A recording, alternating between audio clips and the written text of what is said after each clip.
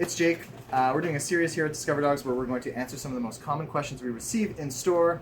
The first one we're going to start off with is, what is your best treat? It's a loaded question. First thing we're going to ask people when they ask us that is, what are you using the treat for? So the two main categories we're going to talk about are you're either using the treat for treat training, puppy or a dog with some issues, or you're just working your dog, or you're using a treat that you're going to put inside a treat dispensing toy, so an engagement toy. So those are two kind of categories we're going to talk about.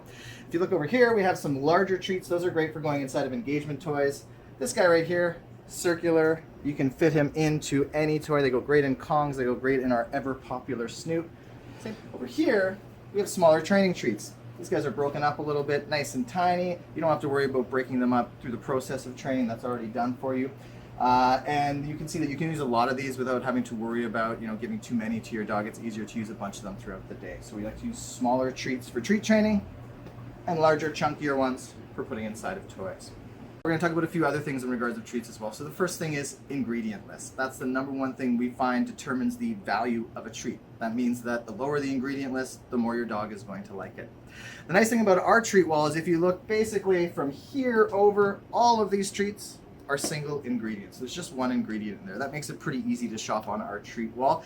We go all the way from freeze-dried turkey. We've got some beef liver going on, some turkey heart, and some sardines. So again, low ingredient things that we know that your dog is, if they're picky with something, we can find something else that's going to work out really nicely for them. Over here, we're going to get into the 3 to 6 ingredient category. So you get things that can be a little bit more gooey or have a little bit more shape to them. We do need a few more ingredients in there to do that.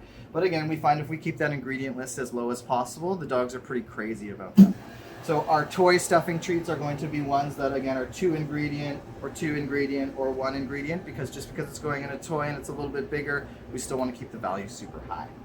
Over here, we have softer, gooier treats. So those treats are going to have a few more ingredients in them. Not the end of the world. We just want to make sure we're limiting those treats. People find them effective because when you get a softer or gooier treats, it can be a little bit higher value for your dog. But we always need a binding agent. Often you'll find like a vegetable glycerin or some sort of oil that's going to bring that treat together and make it gooey. So again, not as biologically appropriate for the dog, and we find anecdotally not as high value as something that's going to be single ingredient. Okay, we've talked about what you're using the treat for, we've talked about the ingredients in it, and then we like to talk a little bit about processing as well. We're quite passionate about how things are made at Discover Dogs, and we find that dogs are more into treats that, yes, are lower ingredient, but also lower processing. So that means less heat and less steps in the cooking process. If we look over at freeze-dried treats over here, that's these guys. 0 heat added to those. So they are freeze-dried, they squeeze the meat and basically kill all the bad bugs, suck all the moisture out, and what results is basically meat product. 1 ingredient, nice and medium, so dogs tend to go pretty crazy over it.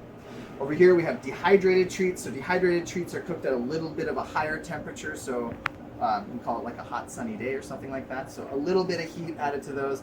And over here, again, with the higher ingredient treats, those are going to be cooked. They have to cook those up to bind the ingredients together. So a little bit harder for your dog to digest. Again, that's why we want to use them as a portion of our training treats, not exclusively.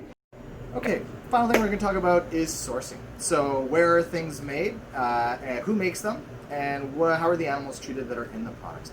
So when we look at sourcing, we're always looking for stuff that is made locally, is obviously best, so in Vancouver or BC or Canada. So if we look up at our treat wall here, that's a Canadian company there. Those guys are from out in Surrey. This is a Vancouver company. Straight to Summit sources all their protein from the Comox Valley. 2 more Vancouver companies down there.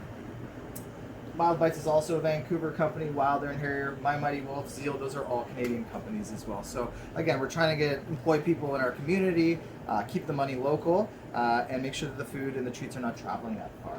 The other thing we want to pay attention to as well is the sourcing of the animals. So how are things farmed and how are they fished? So if we look at a company like Open Farm here, they do a great job. They pay attention to how the animals are raised, how they're butchered. They do things like pay for their packaging to be recycled. So the ethics of a company are always something that we're going to factor into our decision making as well. Believe it or not, that is the quick answer on what is the best treat in our store. If you have any questions about our treat wall at all, or you need a suggestion for treat, feel free to just leave us a comment below and we'll respond as soon as we can. Thanks so much, and we'll talk to you guys soon.